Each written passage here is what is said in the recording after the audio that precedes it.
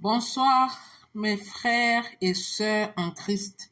Je pense que je peux vous appeler comme ça, mes lumineux, les chrétiens de la gloire divine en Dieu, de la lumière divine en Dieu. Beaucoup sont ceux qui viennent souvent me poser les questions, qui viennent souvent me dire, je rêve, j'oublie mes rêves, je ne me rappelle plus de mes rêves. Ce que je vais te dire ce soir, c'est que sache que si tu rêves et tu oublies tes rêves, tu ne te rappelles plus de rien.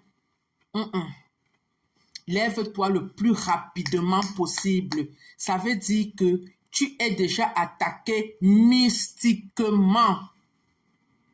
Ça veut dire qu'il n'y a plus de connexion entre toi et Dieu. Ça veut dire qu'il y a une personne il y a un esprit maléfique qui est déjà entre toi et ton Dieu. Ça veut dire que tu vas te lever et tu vas proclamer. Tu vas te lever et tu vas appeler l'Esprit Saint.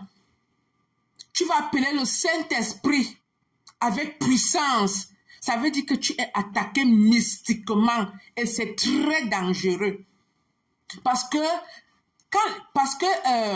le seul moyen pour toi d'être en connexion avec ton Dieu, pour la majorité de personnes, la majorité des grands prophètes, même dans la Bible, pour être à l'écoute de Dieu, les missions que Dieu leur donnait, c'était pendant leurs songes. C'était dans les rêves, dans les songes.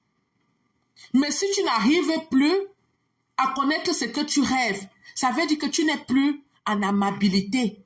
Tu ne connais plus si Dieu t'a confié une mission, si Dieu t'a parlé de quelque chose, si Dieu te prévient du danger, si Dieu est en train de te parler, tu n'es plus au courant de tout ça et c'est très dangereux. C'est le moment où tu vas te lever, tu vas prier, tu vas jeûner pour chercher à éloigner, si possible, à détruire cet esprit satanique qui est auprès de toi. Parce que celui-là qui a le Saint-Esprit en lui, celui-là qui a une bonne connexion avec Dieu, c'est celui-là qui est à l'écoute de Dieu. Et être à l'écoute de Dieu, la majorité des enfants de Dieu, c'est dans tes rêves et dans tes songes. On a beaucoup des histoires dans la Bible. On a l'histoire de Job, on a l'histoire de Joël, on a l'histoire de Joseph, on a l'histoire de Jacob.